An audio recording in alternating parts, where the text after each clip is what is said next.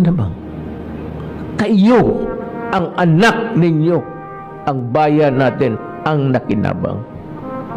Sino nalagay sa alanganin? Ako, pamilya ko, yung buhay nila, gagantay ang mga yawa na yan.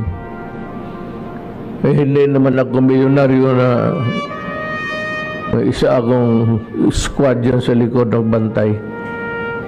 Ako pa ang napoproblema ngayon.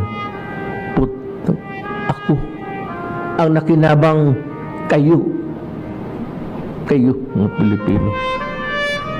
Mamatay man ako bukas o ngayong gabi, hindi na ako babangon. Tandaan ninyo kayo mga Pilipino. Minahal ko kayo at pinagsisilbihan ko kayo ng gusto noong unang panahon. Salamat.